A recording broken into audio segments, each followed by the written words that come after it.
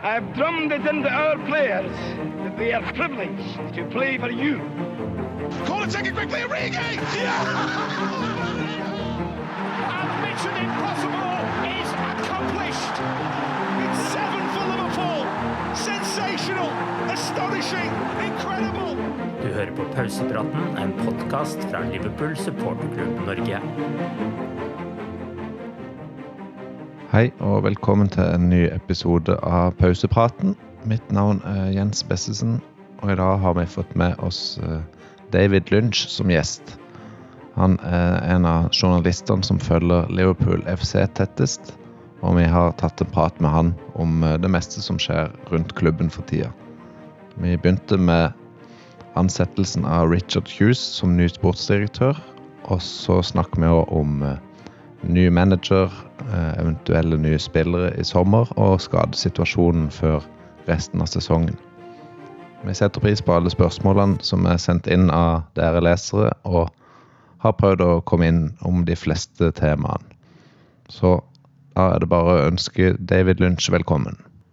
Hi David, how are you? Yeah, not too bad. Been a busy morning with all the news breaking. You never quite know when that's going to come. So it's been hectic, but good. It's good when things are happening, and I think this is good news for Liverpool that they're moving forward with putting a structure in place. And we're talking about Richard Hughes, of course, the new sporting director. What can you tell us about that appointment? Yeah, I think it's one that it seemed like an open and shut case, didn't it? That it was going to happen once it became apparent that Michael Edwards was coming back to Liverpool, because they've got such a long working relationship and a friendship as well.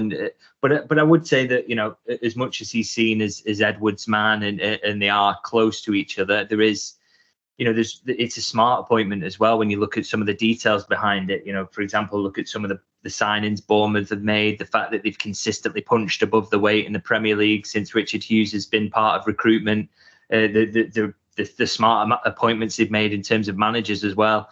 Not just Iraola this summer, but Gary O'Neill was a bit of a surprise appointment when he was made and did a really good job. And so they look like a really smart and well-run club, Bournemouth, that has punched above its weight. And that, as much as there's the link between Edwards and Hughes, I think that more than anything is the reason that Liverpool have appointed him, is because they think he's very, very good at his job and he's got a good track record.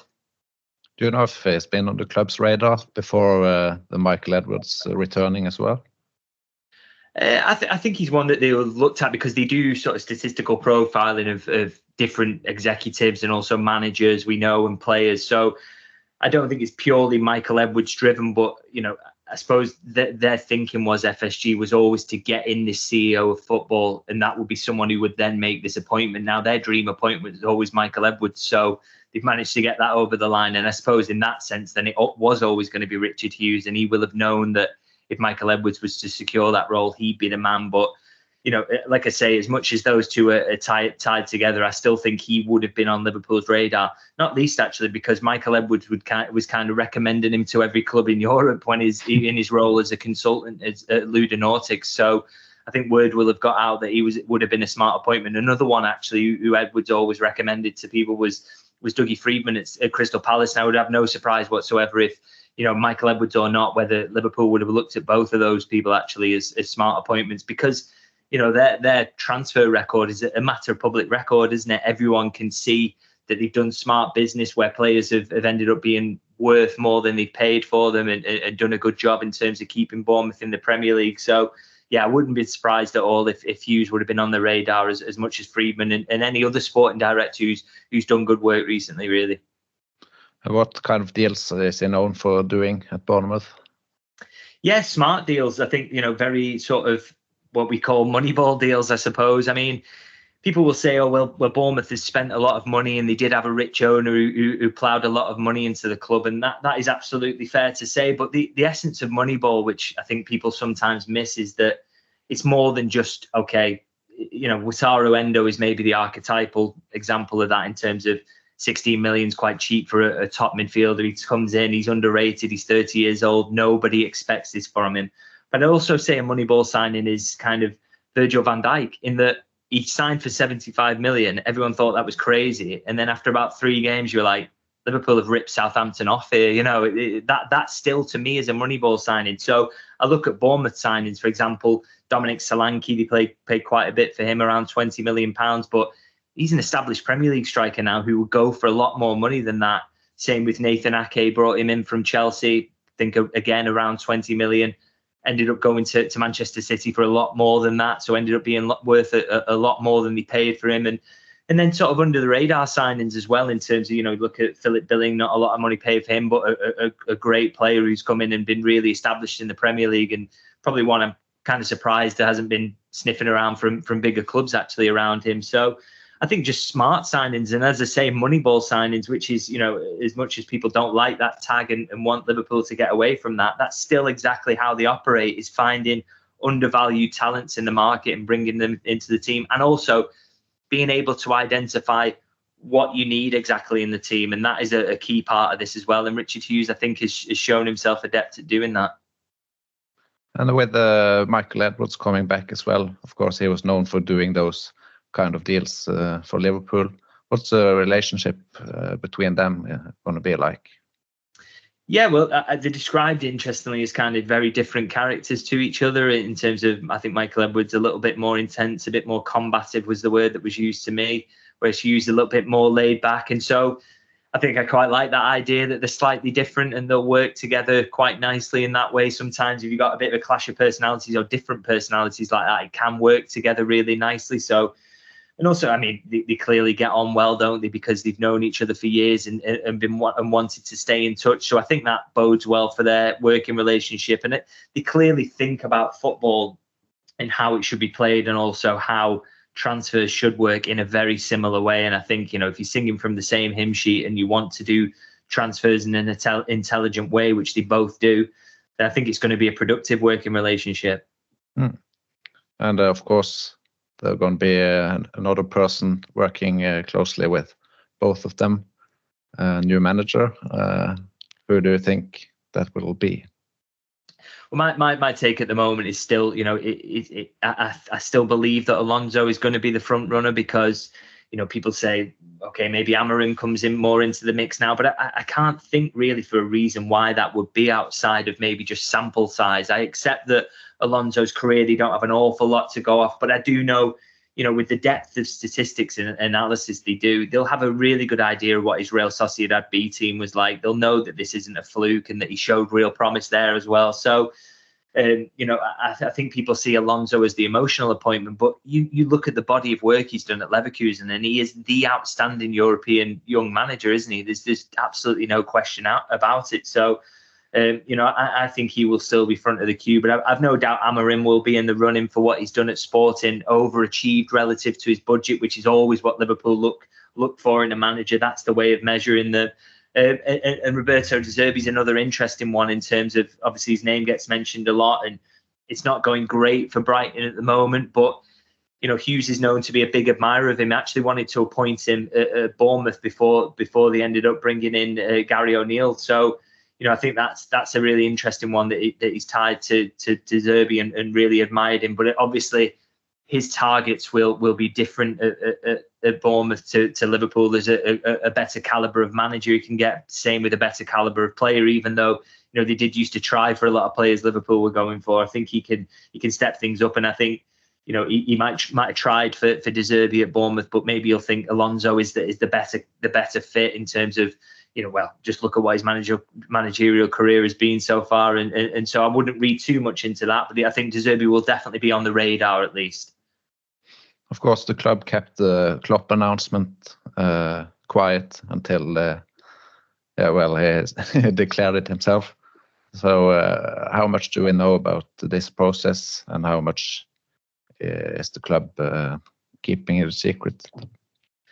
Yeah, they're very quiet again. I mean, they really do like to operate under the radar. I think that's one of the things he said, didn't he, about FSG really like about Michael Edwards, is he keeps his cards close to his chest and doesn't leak things. So, you know, it is difficult to get information out of Liverpool these days. And I think obviously as a journalist, that's not great fun. Everyone's really sort of sticks to being quiet around things. But I think the one thing we can confidently say, and absolutely my sources back this up, is that this is when things step up now in terms of the managerial race. You know, Liverpool have been doing the homework, no doubt about that. All the analytics side of things and that element of it, that's absolutely been going on in the background. But now, in terms of firm approaches to managers' representatives, firm approaches to clubs, we can expect that to start to come further down the line now. I think that is, we're in the period now where that will start to happen, because obviously plans then need to be put in place for next season. And as much as, you know, I think Liverpool are trying to be respectful, say, to Alonso in terms of not approaching him while he's in the middle of a title race, they do know they're going to have to go behind the scenes and go to his agents and speak about that, because you just cannot leave that till the last day of the season to get sorted. You know, those plans have to start moving and plans have to be in place. They can't leave themselves short like that. So, yeah, I really expect an acceleration in that regard in sort of the coming weeks. And will Edwards and Hughes play part in that work, or is someone already doing it? Well, the analytics stuff and the analysis, that's all going on behind the scenes with sort of Will Spearman and his team. They work with the numbers and looking at who's the best candidate the numbers suggest. But in terms of pushing ahead with actually making the appointment, approaching the club, that will be in Richard Hughes' hands. He's going to be the one who takes charge of the managerial search. I've no doubt whatsoever Edwards will play a small role in terms of being leaned on for expertise and advice and how things should progress and what can be done. You know, the whole FSG's whole sort of football portfolio is now in his control. So obviously this is as big an appointment as you can get inside of that. And so I've absolutely no doubt his fingerprints will be all over it. But in theory, this is Hughes's baby. This is the one he gets to take up and take charge of. So, you know, with those two working in tandem, but in theory, more sort of Richard Hughes sort of taking the lead on that. And of course, with Klopp leaving, there's going to be kind of a new structure, because he has had so much power the last couple of years. I think he admitted so himself. So we got a question for one of our readers who want to know if Edwards coming back is related to Klopp leaving. Yeah, I've absolutely no doubt the two things are linked. I mean, you can make too much of the fact that, you know, that Edwards left because he wasn't happy with the power that Klopp was getting.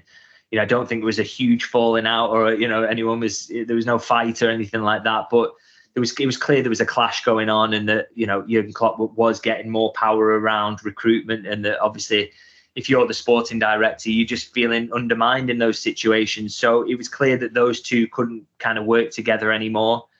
But obviously Edwards has maintained really good relationships with FSG still, so they've had the ability to get to bring him back. But I've no doubt that unless Klopp was leaving, there's no way Edwards would be coming back into that role at the moment, because, you know, FSG were willing to give up this power to Klopp for good reason, which was, you know, one thing I would say about that, and I always feel more comfortable if this is the structure that they're going for in terms of sporting director making decisions, like CEO of football ahead of that, and obviously then the manager, and they all work together. I'm more on board with that collaborative approach. But I would say that, you know, in giving Jürgen Klopp power, I doubt they've got many regrets over that, because you look at the results on the pitch have pretty much sustained. They've still signed very, very good players. Recruitment has been absolutely fine. You know, Endo has been signed in this structure. Alexis McAllister for peanuts relative to his worth. So Liverpool has still been able to make really, really smart signings in this time. So, you know, I'd be wary of sort of saying, oh, well, it was a disaster to move away from Edwards. But equally, I would say I'm more comfortable in this structure. And I think FSG are more comfortable in this structure. And I think they think it's the best way to get, you know, sustained results. They only broke away from that on the basis that they knew they had a genius manager at the helm who could do everything. That's going to change now. You're probably never going to find another Jürgen Klopp. And that's why it's kind of important this summer to get the structure in place and everything that goes with it. Have they started looking for new players as well for the next season? Yeah, so again, that's because there's not a manager in place. There hasn't been a sporting director in place till now. That search has only been really preliminary, which is in terms of, you know, maybe identifying who potential targets in certain positions could be. So, you know, a good example and one I've written about is Ousmane Diomande at Sporting Lisbon, the centre half. There's no guarantee that Liverpool will decide they want a centre half, by the way. You know, you've got Quansah come through to take Matip's place. You've got Van Dijk if he signs a new contract, which they hope will be the case. Obviously, Konate and Joe Gomez can play there. And of course, you don't need Joe Gomez probably on either side if Conor Bradley is the backup right back. You keep Tsimikas, which you've signed to a new contract last summer. So, you know, it's maybe fallen into place for that not to happen. But it would be totally remiss of them not to do the background work and do the data analysis and do the profiling that they do. So that's when I say that they're interested in Ousmane Diomande, that's the kind of thing I mean, is they're looking at, if we need a young centre half, if we need a young forward, maybe Johan Bakayoko is another one who's on the radar. They're doing that identifying, they're doing that sort of baseline work, and then the rest will come from there. And I think it will have to wait till there's a manager in place, but or they've identified a manager, but then that's when the work will start towards, this is what I feel we need. And then they'll start to say, well, this is the list of targets. Let's go from there. But with how things are going this season, do we need any new players, or is the squad good as it is? I genuinely think it's a fair question to ask. I mean, the new Champions League format, I believe, will add a couple of games. So maybe that's a consideration at some point, whether is that to bring in a young centre-half to pick up an extra few games somewhere, or an extra young forward to sort of ready yourself to prepare yourself for Mohamed Salah eventually leaving, or whatever, whether that's in a year or whether further down the line, that's the decision that has to be made. But I would say, and if anyone thinks this, I totally agree with the idea that I don't think this squad needs desperate work. That's absolutely the case. I don't think I'm looking at there's huge gaping holes here in the first team that need addressing from a new manager. And again, I think that's part of the reason why it's such an attractive job, really, is that there's not a lot of work needs doing to the squad. Maybe some tweaks that manager will want, but other than that, they're coming into a really, really strong situation, I would say. Maybe the biggest job for Hughes will be the contracts. What do you know about the situations for Van Dijk, Salah, Trent? Yeah, so I think that's going to be sort of really first priority at the moment. As much as the managerial search alongside that as well, I think is the contract situation. I think, I've always said that Trent Alexander-Arnold, I think there's no doubt that if the contract offer is right, he absolutely wants to stay at Liverpool. He wants to be the club captain. It is the club he supports, so he wants to stay. So I don't think that's going to be a difficult one.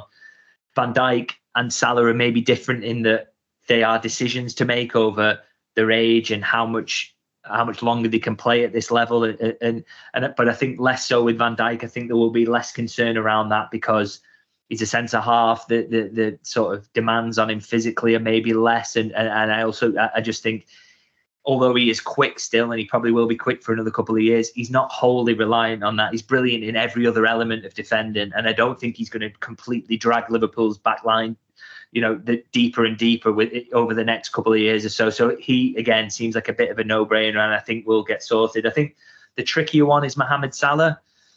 It seemed obvious, didn't it, last summer that, okay, they'll probably get one more year out of him, then they're going to have to sell him to Saudi. But the way that project has really soured and doesn't look anywhere near as attractive anymore, I think it's an interesting decision the players got to make. The problem there is that he's on huge money, and how much can you get in his next contract when you think that there's probably going to be some decline there. This is probably the contract where it does happen as much as he looks after himself.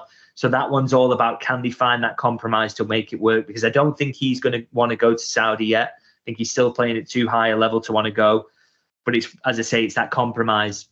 What Liverpool will help Liverpool is that the Saudi Pro League is not attractive at the moment, and that there's no obvious suitor who's maybe going to come in and pay big money for him at this point and pay him the contract he wants. So I do think that kind of helps strengthen Liverpool's hand, but I think that's the trickiest of the three negotiations, and really sort of interested to see how it goes. I actually wouldn't be that stunned at all if he was, out of any of them, was the one who he does another year and then leaves on a free maybe, and Liverpool sort of say that that's all they're willing to do at the moment. But we'll have to see how that one pans out. But I think that's the trickiest one. We have seen in the past that they're not afraid to let players leave on a free. So, yeah, because I think a big factor in that is that they pay pretty cheap transfer fees. For example, Mohamed Salah, what was it, around 37 million, something like that.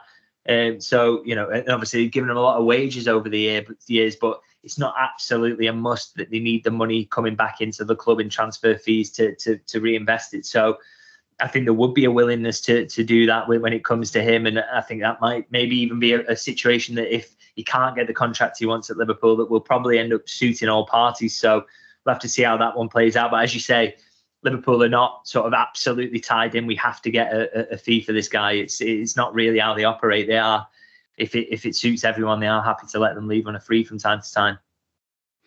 Anyone else you could see leaving this summer?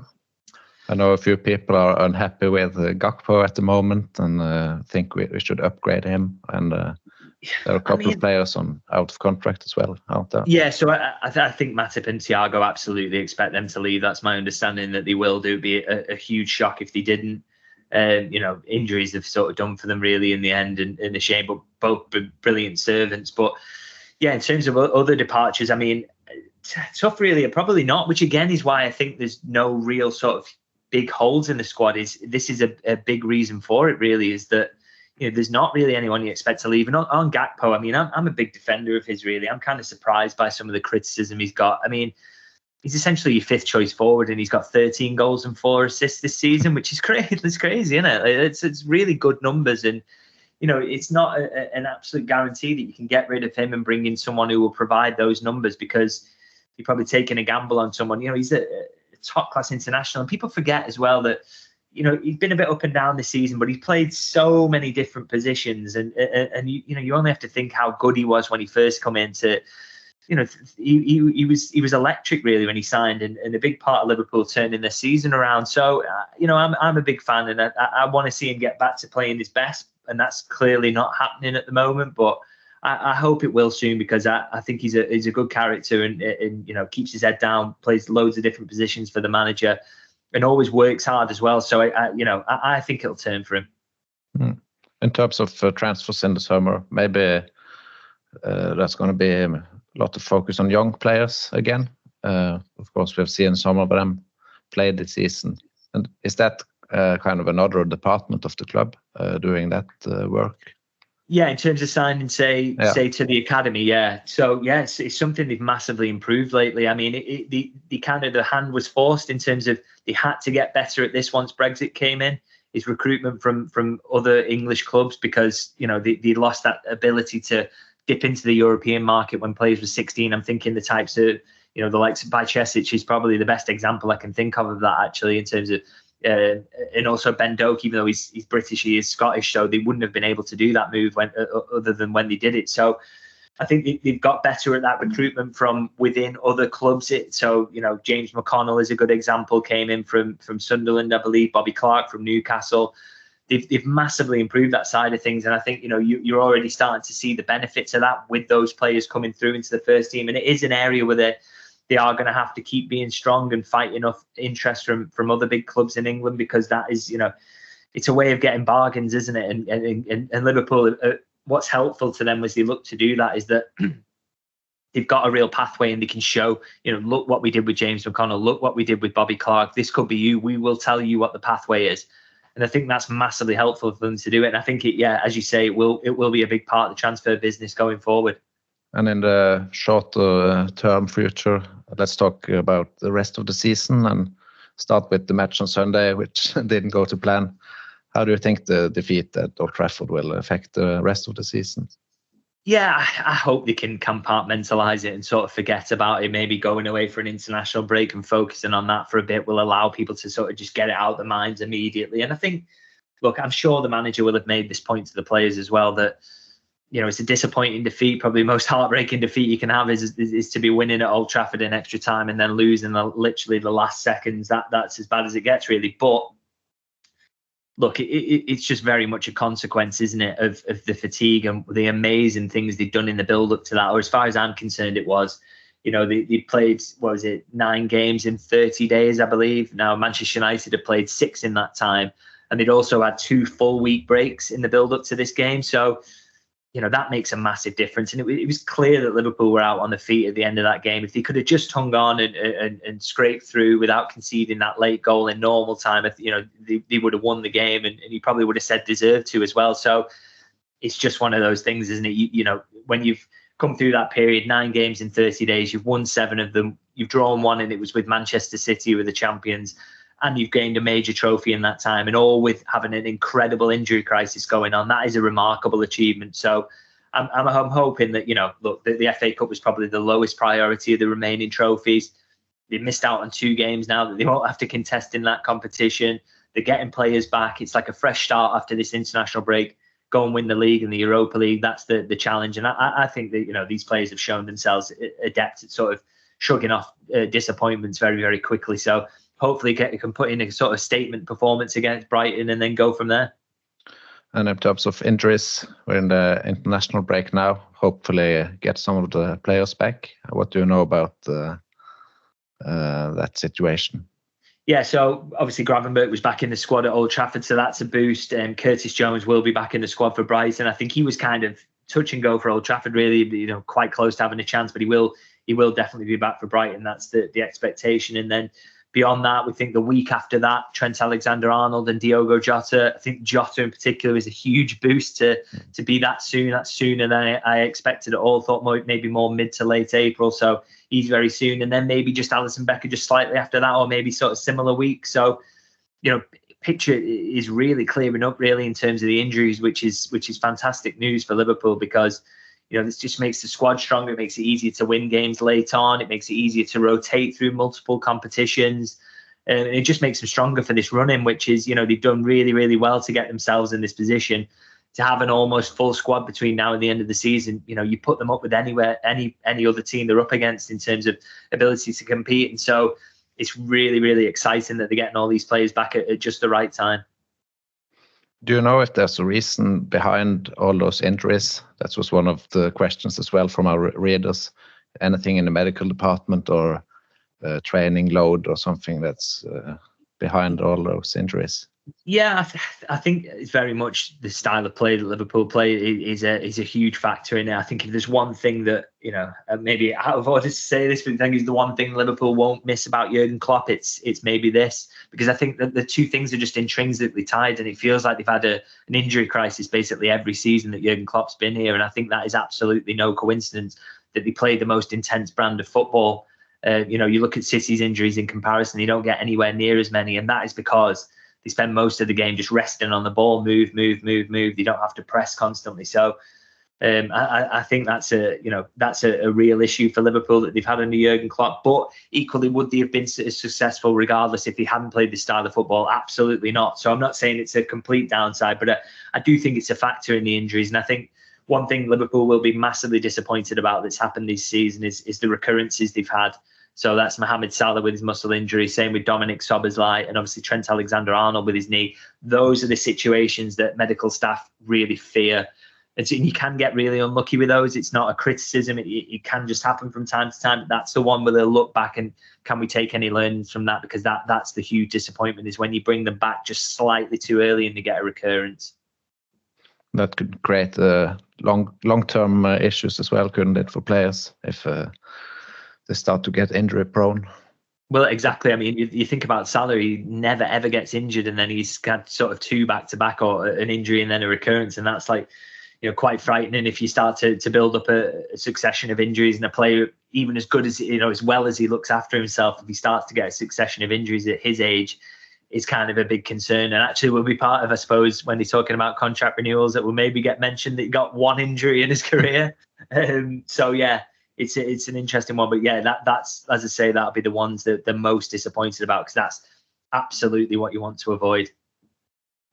If we get them all back now the coming weeks and get through the international break, what do you think is the best team going forward, with Trent coming back instead of Conor Bradley and Jota as well? How does Klopp manage that?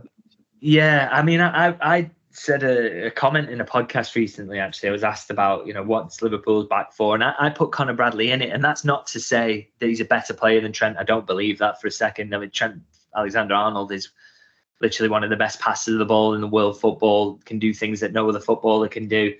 But I do think going forward, there's maybe a case to bring him into midfield in the long term, at least. And I think, but what I will say alongside that is that that's probably a decision for the new manager to make. So I think going forward between now and the end of the season, we won't see that. I think Trent will be the starting right back, but I think Conor Bradley's done well enough, and I think Trent wants to play in midfield enough that maybe that's something the new manager will look at. But yeah, in terms of starting 11 going forward, I think, look, I would start from the back and go forward. I think Alisson, Trent Alexander-Arnold, Konate, Van Dijk, Robertson for me over Joe Gomez, I think, on that side. In midfield has to be Endo with the way he's played, doesn't it? I think he's just nailed on a starter there. McAllister, absolutely, maybe Liverpool's most important player at the moment.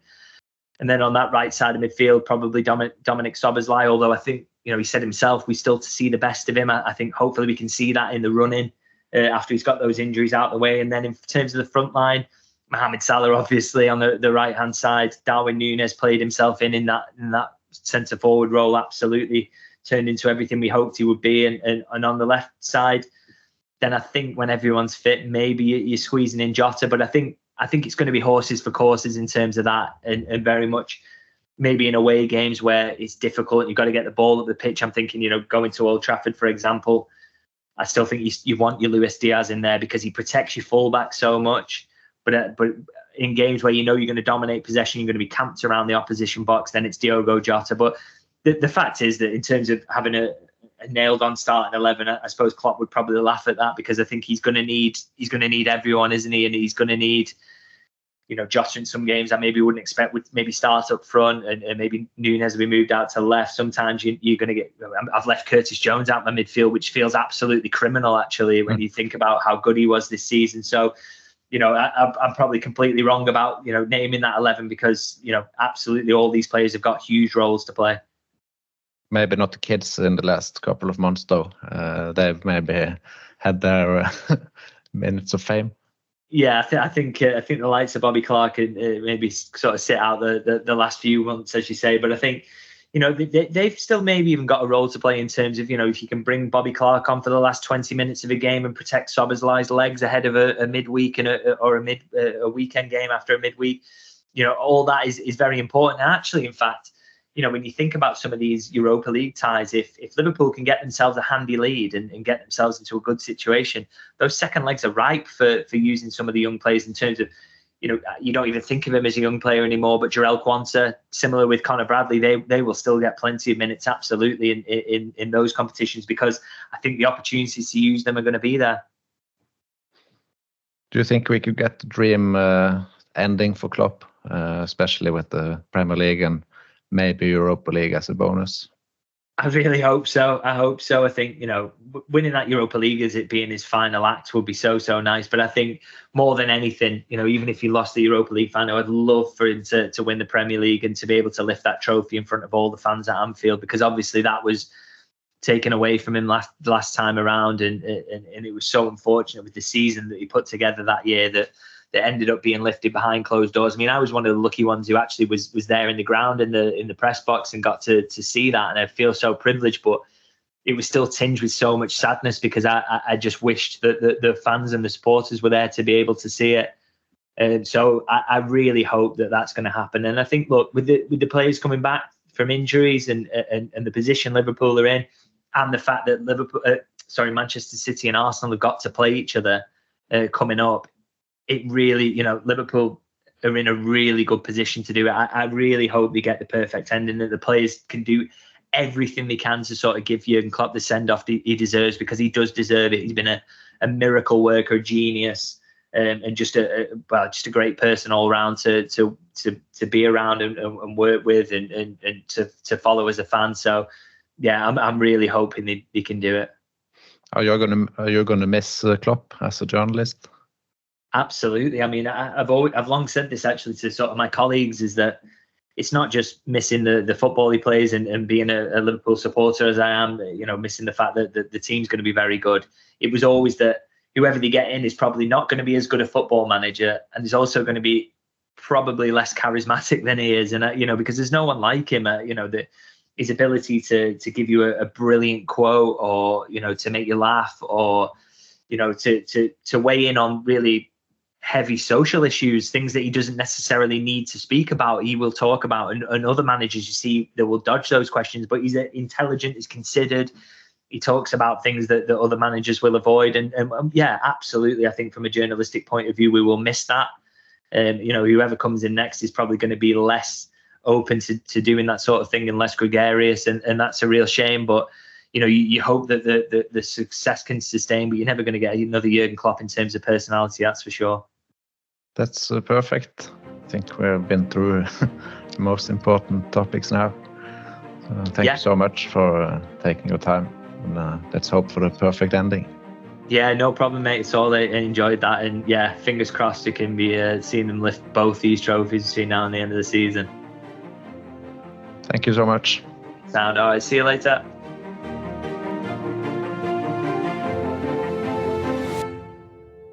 best word I can say, but will describe this was boom. Woo, what was this? It was really good.